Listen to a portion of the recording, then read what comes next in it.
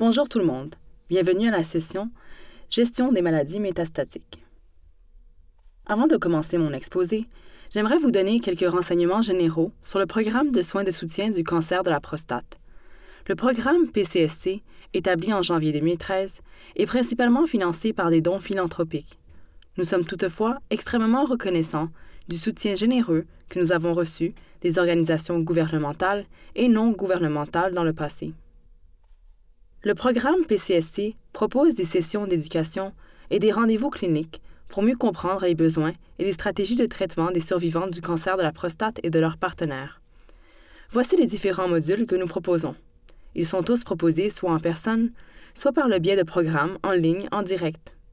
La plupart de ces sessions d'éducation sont proposées chaque mois et comportent un rendez-vous en clinique. Si vous souhaitez en savoir plus sur nos rendez-vous individuels ou sur nos sessions d'éducation, veuillez communiquer avec notre coordinatrice de programme. Aujourd'hui, je parlerai de la prise en charge du cancer de la prostate métastatique. Les objectifs éducatifs de cette présentation sont les suivants. Mieux comprendre les états pathologiques du cancer de la prostate, tels que la maladie sensible à la castration et la maladie résistante à la castration, comprendre les caractéristiques de la maladie et l'évolution naturelle du cancer de la prostate métastatique, se familiariser avec les diverses options thérapeutiques disponibles pour le cancer de la prostate métastatique, y compris les différents types de thérapies et leurs effets secondaires associés, et apprendre à se préparer au traitement. Ce que vous voyez sur la diapositive est un diagramme du pelvis. La prostate est une glande située sous la vessie et qui entoure l'urètre. C'est de là que le cancer provient. Il peut ensuite métastaser dans différents organes, et vous pouvez voir ici, sur l'image, les différents organes potentiellement concernés par la maladie. Les organes les plus communs, où nous pouvons retrouver le cancer prostate métastatique, sont les ganglions lymphatiques et les os. Il est très rare que la maladie se propage aux poumons, au foie ou au cerveau. Pour diagnostiquer le cancer de la prostate, nous utilisons plusieurs modalités. La première est une biopsie, dont le rapport est établi par un pathologiste et qui indique généralement le score de Gleason, dont vous avez peut-être entendu parler. Cela indique le degré de dédifférenciation du cancer et est en corrélation avec le résultat chez les patients atteints d'une maladie localisée. Nous utilisons ensuite un marqueur sanguin appelé APS. Le taux d'APS est en corrélation avec l'activité de la maladie. Une augmentation du taux d'APS indique que la maladie progresse, tandis qu'une diminution du taux d'APS indique que la maladie régresse et qu'elle est bien maîtrisée. Nous utilisons ensuite des examens d'imagerie, en particulier la tomodensitométrie et la scintigraphie osseuse, qui permettent de détecter des maladies métastatiques dans les différents organes. Le cancer de la prostate est unique, en ce sens qu'il est principalement alimenté par la testostérone, la principale hormone masculine. Cette hormone est produite dans les testicules et la première étape de la lutte contre le cancer de la prostate est la privation de testostérone. Cela peut se faire soit par la chirurgie, avec l'ablation des testicules, ou médicalement, avec une injection qui est administrée une fois tous les 2 mois. Cette thérapie de privation androgénique ou de testostérone est l'épine dorsale du traitement du cancer de la prostate métastatique. C'est la première étape du traitement et elle se poursuit tout au long de la trajectoire de la maladie. Un traitement prolongé par une thérapie de privation androgénique peut entraîner de multiples effets secondaires. Si vous avez l'un de ces symptômes, vous pouvez joindre le module 4 qui traite de la thérapie TPA et de la gestion des effets secondaires. Examinons maintenant 2 termes importants dans le paradigme du traitement du cancer de la prostate: la maladie sensible à la castration et la maladie résistante à la castration. Afin d'expliquer ces 2 termes, vous avez devant vous un diagramme schématique de l'APS et de la testostérone d'un patient atteint d'un cancer de la prostate métastatique. Au départ, le patient présente une augmentation du taux d'APS avec une testostérone normale. Une fois que le patient est diagnostiqué à ce stade, il est mis sous traitement de privation androgénique et vous pouvez voir qu'en réponse au traitement de privation androgénique, la testostérone et l'APS diminuent tous les 2. La testostérone reste faible pendant toute la durée du traitement, alors que l'APS commence à augmenter à ce moment-là. Cette période où la testostérone est faible et où l'APS diminue est appelée maladie sensible à la castration. Il s'agit de la première phase du cancer métastatique de la prostate. Malheureusement, avec le temps, la maladie trouve des mécanismes de résistance et alors que le testostérone reste faible, la maladie progresse, comme le montre l'augmentation du taux d'APS. À ce stade, la maladie est dite résistante à la castration. Encore une fois, au départ, la maladie est qualifiée de sensible à la castration et vous pouvez voir que ce terme signifie que la testostérone est faible et que la maladie est bien contrôlée. Plus tard, lorsque la testostérone reste faible, mais que la maladie progresse et que l'APS augmente, la maladie est dite résistante à la castration. Maintenant que nous comprenons les différentes étapes pathologiques du cancer métastatique de la prostate, nous allons nous pencher sur les options thérapeutiques. Nous avons réparti ces options en 4 classes de médicaments. Le premier que je vais passer en revue avec vous est celui des inhibiteurs de la voie des récepteurs androgéniques. Comme indiqué précédemment, le cancer de la prostate est principalement dû aux hormones masculines. La principale hormone masculine est la testostérone, qui est éliminée par la thérapie de privation androgénique. Mais nous savons qu'une petite quantité d'autres hormones masculines reste dans l'organisme même après la thérapie de privation androgénique. Cette petite proportion d'hormones masculines peut néanmoins continuer à favoriser la maladie. Les inhibiteurs de la voie des récepteurs androgéniques contrôlent tous cette petite partie des autres hormones masculines. Ils le font soit en contrôlant leur biosynthèse, soit en bloquant la liaison de ces hormones aux récepteurs des androgènes et au cancer de la prostate.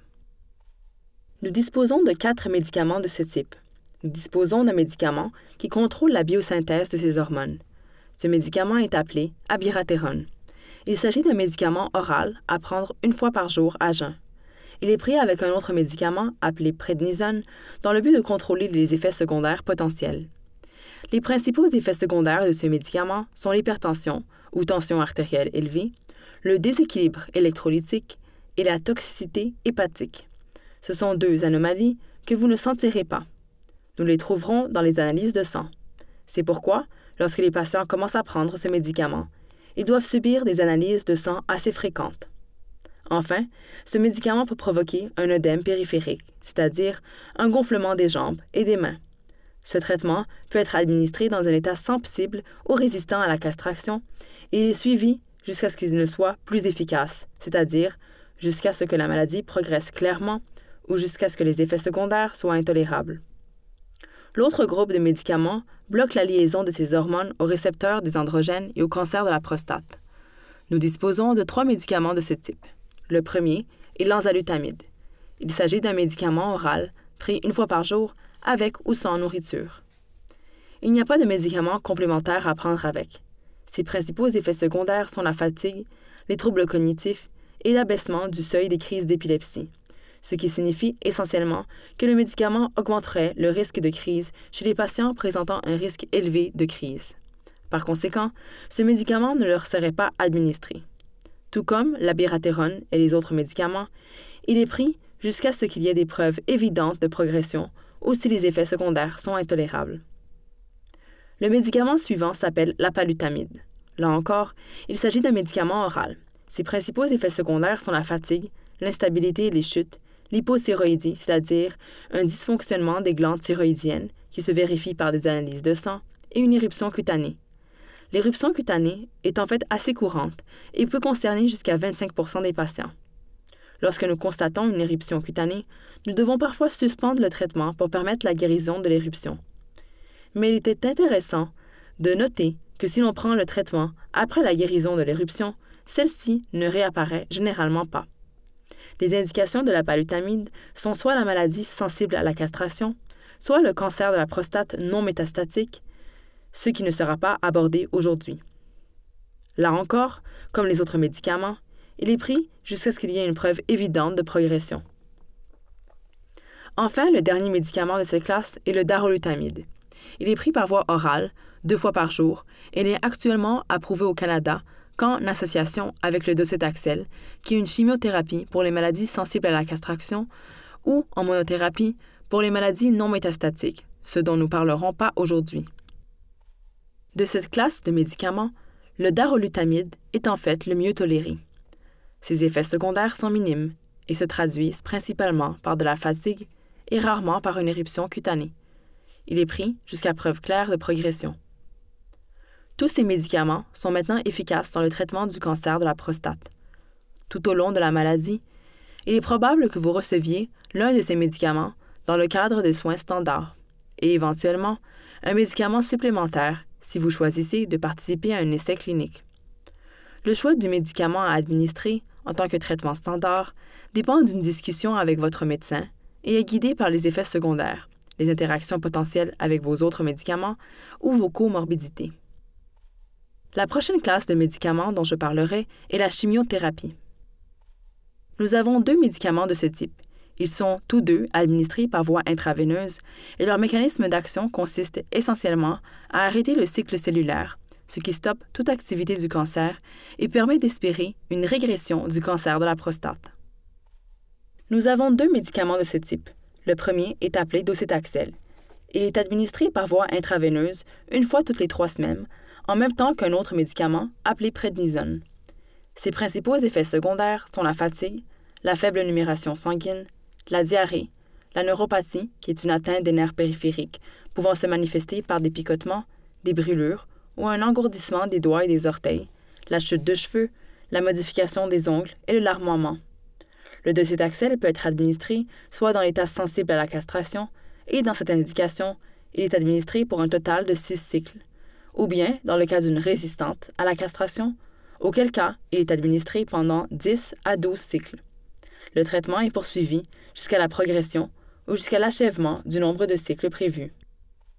L'autre chimiothérapie est le cabazitaxel. Il est administré par voie intraveineuse une fois toutes les 3 semaines, en même temps que la prednisone. Le profil des effets secondaires est très semblable à celui du docétaxel. Il n'est administré qu'en cas de résistance à la castration, après que le patient a été exposé au docétaxel pendant un total de 10 à 12 cycles, tant que le patient est réceptif. Permettez-moi maintenant d'entrer en détail dans certains effets secondaires qu'il est important de reconnaître et de savoir gérer. Le premier est la fatigue, qui peut être assez débilitante, bien qu'elle soit généralement autolimitée. Cependant, si elle est sévère, il peut s'agir d'autres causes que la chimiothérapie comme une infection. Dans ce cas, veuillez contacter votre médecin le plus compétent afin d'exclure tout autre diagnostic. Les chimiothérapies peuvent entraîner une baisse des numérations sanguines. L'une des numérations sanguines les plus importantes est la numération des globules blancs. Lorsqu'elle est faible, les patients peuvent être immunosupprimés et plus sensibles aux infections. Dans ce cas, la fièvre est considérée comme une urgence. Nous conseillons aux patients en chimiothérapie de consulter immédiatement un médecin dès qu'ils présentent de la fièvre. La diarrhée est le suivant. C'est un effet secondaire relativement rare, mais il peut se produire. Il s'agit d'une diarrhée légère. Elle peut être contrôlée par des agents antidiarrhéiques.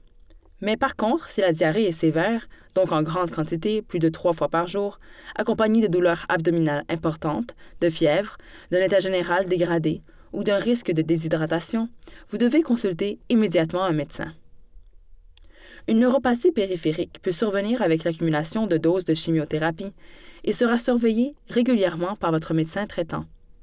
Parfois, si elle devient importante, votre médecin traitant peut décider de diminuer la dose de chimiothérapie ou d'interrompre le traitement pour permettre une certaine récupération de la lésion nerveuse. Malheureusement, certaines lésions nerveuses peuvent devenir chroniques et irréversibles. La perte de cheveux et les modifications des ongles sont gênantes, mais elles sont temporaires et réversibles à l'arrêt du traitement. Enfin, certains patients présentent un larmoiement, qui peut être irritant, mais qui disparaît généralement à l'arrêt du traitement. La classe suivante de médicaments est celle des produits radiopharmaceutiques. Nous avons un médicament dans cette classe. Il s'appelle radium-223. Maintenant, ce que vous pouvez voir ici sur le tableau périodique, c'est que le radium-223 et le calcium sont sur la même colonne. La structure du radium est très proche de celle du calcium. En tant que tel, il est absorbé par les os, tout comme le calcium. Le radium-223 est un radioisotope qui émet un rayonnement alpha. Ainsi, lorsque nous injectons du radium-223, il est absorbé par les os, et plus particulièrement dans les zones à fort renouvellement osseux, telles que les métastases osseuses. Une fois absorbé par les os, il émet des radiations qui provoquent des lésions cellulaires et la mort. Le radium-223 est administré par voie intraveineuse, une fois toutes les 4 semaines, pour un total de 6 cycles. Il est indiqué pour les maladies résistantes à la castration et seulement pour les patients qui ont principalement une maladie osseuse, sans maladie significative en dehors des os. Il est relativement bien toléré, mais peut entraîner une baisse de la numération sanguine et des diarrhées. Il est important de noter que l'APS n'est pas un bon marqueur de la réponse au traitement, et nous suivons généralement les patients qui reçoivent ce traitement cliniquement pour évaluer les symptômes de progression de la maladie. Nous utilisons également un autre marqueur de l'activité de la maladie osseuse, la phosphatase alcaline. La dernière classe de médicaments dont je parlerai n'est en fait pas une classe de médicaments. Nous les mettons tout simplement dans le même sac. Il s'agit de la thérapie ciblée et des essais cliniques. La première thérapie ciblée que je souhaite examiner est le lutécium PSMA. La première thérapie ciblée dont je parlerai est le lutécium PSMA 617. Le PSMA est une protéine transmembranaire qui est surexprimée dans les cellules cancéreuses de la prostate, mais elle est rarement présente dans d'autres tissus, ce qui en fait une cible très attrayante pour de multiples utilisations dans le cancer de la prostate. Le PSMA a d'abord été utilisé à des fins de diagnostic. Vous avez peut-être entendu parler d'un TEP-PSMA. Le TEP-PSMA est un tomodensitomogramme qui utilise une petite molécule qui se lie au PSMA sur le cancer de la prostate. Et la petite molécule est liée à un isotope radioactif qui émet des radiations qui sont lues par le scanner. Le TEP-PSMA est légèrement plus sensible que la tomodensitométrie ou la scintigraphie osseuse pour détecter la maladie. Mais il s'agit encore d'une méthode expérimentale utilisée uniquement dans le cadre d'essais cliniques et qui n'est pas disponible en tant que norme de soins en Colombie-Britannique. Plus récemment, le PSMA a été utilisé comme cible thérapeutique. Tout comme le TEP-PSMA, le PSMA au lutécium utilise une petite molécule qui combine 2 des PSMA transmembranaires. Cette petite molécule est maintenant liée à un isotope du lutécium qui peut émettre des radiations bêta. Une fois que la petite molécule se lie au PSMA, ce complexe est internalisé dans la cellule où la petite molécule est clivée et le lutécium émet son rayonnement, ce qui endommage et tue les cellules cancéreuses. Contrairement au radium-223, cette molécule atteint tous les sites du cancer de la prostate, donc ce n'est pas spécifique à l'os. Le lutécium PSMA 617 est administré par voie intraveineuse, une fois toutes les 6 semaines pour un total de 6 cycles, tant que le patient répond et tolère le traitement. Le traitement est relativement bien toléré, les principaux effets secondaires étant une baisse de la numération sanguine et une sécheresse buccale. Ce traitement est déjà approuvé par Santé Canada, mais n'est pas encore financé par les pouvoirs publics en Colombie-Britannique. Il est possible d'y accéder par le biais d'un essai clinique, s'il est disponible, ou en payant de sa propre poche. La prochaine thérapie ciblée dont je vais parler s'appelle l'Olaparib. Au fur et à mesure que nos connaissances s'enrichissent, nous en apprenons davantage sur le cancer. Nous savons aujourd'hui que le cancer est dû à des mutations génomiques, et en Colombie-Britannique, pour les patients atteints d'un cancer de la prostate métastatique, nous disposons de tests génétiques portant à la fois sur l'ADN héréditaire du patient et sur l'ADN du cancer.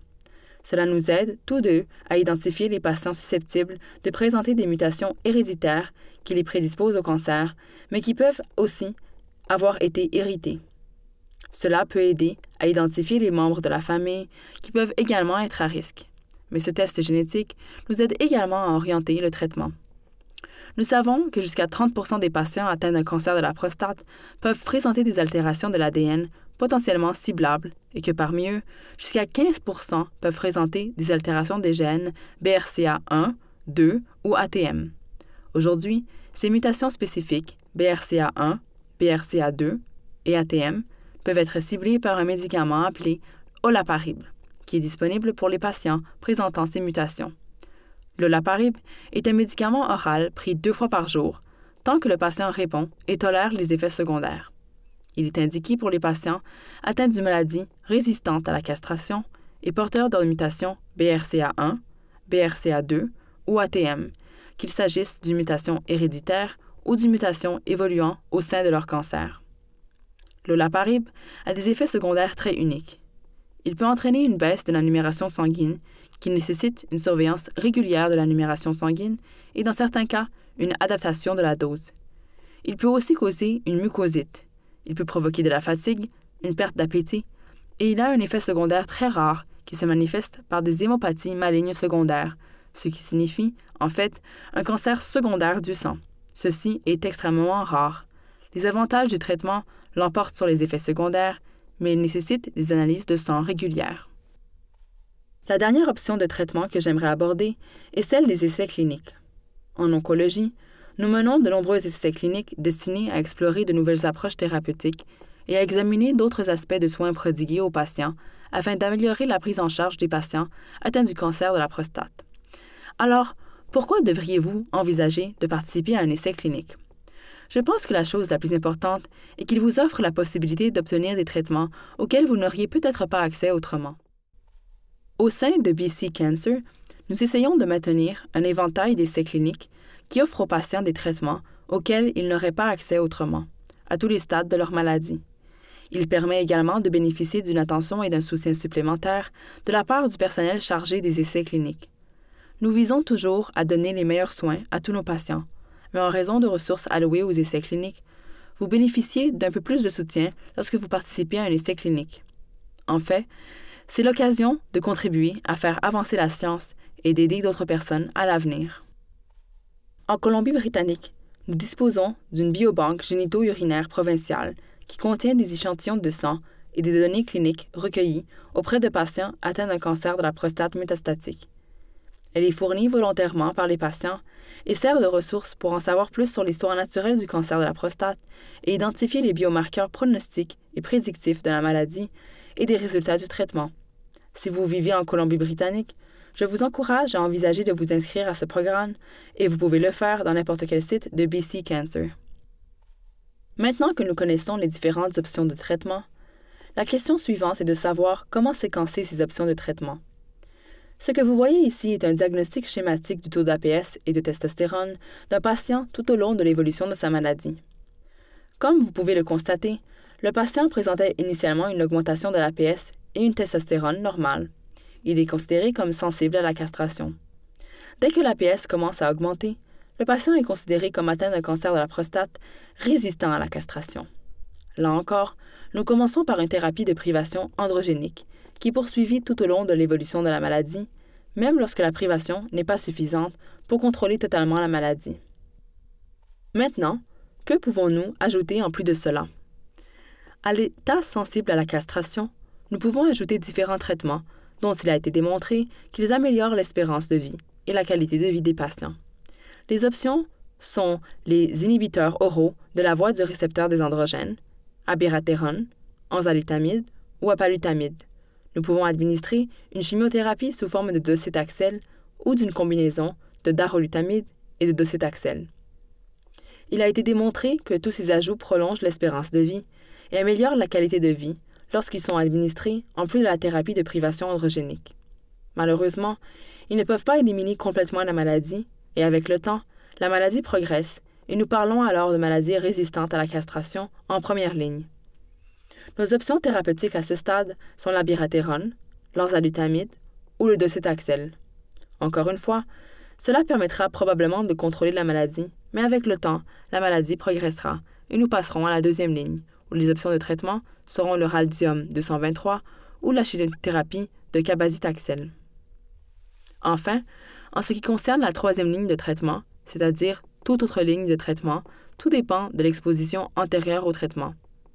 Une fois que les patients ont été testés pour l'altération génomique, s'il s'avère qu'ils ont des mutations BRCA1, BRCA2 ou ATM, ils peuvent être traités avec l'olaparib à un moment donné tout au long de leur maladie résistante à la castration.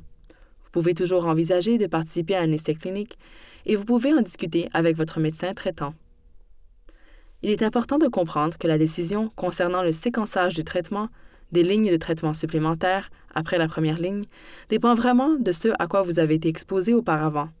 Votre bien-être général, votre état, vos objectifs de soins, ainsi que les directives provinciales et la disponibilité des traitements. Permettez-moi donc de vous expliquer brièvement comment décider du traitement à utiliser et de vous faire part de certaines considérations que votre médecin traitant pourrait prendre en compte. Votre médecin traitant peut examiner le volume de votre maladie, c'est-à-dire si vous avez beaucoup ou peu de maladies, la rapidité avec laquelle le cancer se propage et le degré de symptomatologie, c'est-à-dire le nombre de symptômes de la maladie. Si la maladie progresse rapidement ou si le patient est très symptomatique, nous voudrions disposer d'un traitement auquel le patient est susceptible de répondre le plus rapidement. Nous tiendrons compte de vos autres problèmes médicaux et des traitements antérieurs que vous avez reçus pour le cancer de la prostate. Nous discuterons avec vous des effets secondaires potentiels, des toxicités de la thérapie. Nous allons examiner la durée de la thérapie. Certaines sont permanentes, tant que vous répondez, tandis que d'autres sont données pour une période limitée. Nous discuterons avec vous de vos préférences et de la logistique. Lorsque vous rencontrez votre médecin traitant, il est important que vous soyez préparé et que vous sachiez quoi demander au sujet de votre traitement. Il est important de connaître les options possibles et de savoir pourquoi un traitement a été choisi plutôt qu'un autre. Il est important de comprendre à quoi s'attendre en termes d'effets secondaires. La fréquence d'administration du traitement, la durée du traitement par le médicament. Il est important de se demander ce qu'on peut faire pour traiter les effets secondaires. Il est toujours bon de demander des documents écrits et des évaluations, car il est très difficile de retenir toutes les informations qui vous ont été communiquées pendant la réunion. Et contactez votre médecin traitant, que vous pouvez contacter entre les rendez-vous cliniques si vous avez des questions ou des préoccupations. Enfin, une fois le plan de traitement déterminé, permettez-moi de vous expliquer comment nous évaluerons votre réponse au traitement. Le facteur le plus important est la façon dont vous vous sentez. Chaque fois que vous consultez votre médecin traitant, il vous interroge sur les symptômes liés à la maladie, la gestion de la douleur, l'appétit, les symptômes urinaires, puis il vous demande quels sont les effets secondaires potentiels de ce traitement spécifique. Cela permettra à votre médecin traitant de savoir si vous répondez au traitement et si vous le tolérez. Votre médecin traitant suivra également votre taux d'APS régulièrement. La fréquence du suivi d'APS dépend vraiment de votre traitement que vous recevez, de vos préférences et de celles de votre médecin. Nous nous attendons à ce que votre taux d'APS diminue lorsque vous répondez au traitement et augmente lorsque la maladie progresse. Mais il est important de noter que jusqu'à 25% des patients présenteront une augmentation initiale du taux d'APS même s'ils répondent au traitement. Ainsi, à moins qu'il n'y ait d'autres preuves évidentes de progression clinique, votre médecin traitant poursuivra probablement le traitement dans un premier temps, même s'il constate une augmentation du taux d'APS pendant au moins les 3 premiers mois de votre traitement. Enfin, des examens d'imagerie, une tomodensitométrie ou une scintigraphie osseuse peuvent être utiles pour suivre l'évolution de la maladie. Mais comme nous disposons de très bons marqueurs de l'état de la maladie sous forme d'une évaluation clinique et de l'APS, il n'est pas nécessaire de procéder à des examens d'imagerie réguliers pour le cancer de la prostate. Les études d'imagerie sont effectuées au moment du changement de traitement pour fournir une base de référence, puis à la discrétion du médecin. Mais il n'est pas nécessaire d'effectuer des imageries tous les quelques mois. Alors maintenant que vous savez tout ce que j'ai partagé avec vous, la question suivante est de savoir quel traitement choisir. Il est important de le noter que toutes les options thérapeutiques peuvent diminuer le risque de décès, diminuer le risque de progression au scanner ou par l'APS et améliorer la qualité de vie. C'est à vous et à votre médecin qu'il appartient de prendre ces décisions dans le cadre d'une discussion éclairée. Il s'agit ici d'un résumé de tous les médicaments disponibles en Colombie-Britannique dans le cadre de la norme de soins. Vous pouvez toujours demander à votre médecin traitant de vous parler des essais cliniques et n'oubliez pas de lui poser des questions sur les tests génomiques. Parler du cancer peut parfois sembler insurmontable. Nous sommes conscients que les sessions éducatives peuvent aussi parfois sembler un peu pénibles. De nombreuses informations que nous partageons peuvent avoir une signification importante pour vous.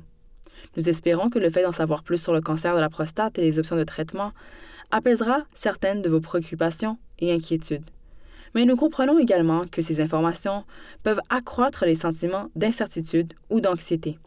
Ces sentiments sont normaux. Notre équipe est à votre disposition pour répondre à toutes les questions ou préoccupations que vous pourriez avoir après avoir assisté à cette session. Nous vous invitons également à envisager une rencontre avec notre conseiller pour parler de certains de ces sentiments. Notre programme de conseil offre 6 séances gratuites que vous pouvez réserver à tout moment auprès de notre conseiller clinique.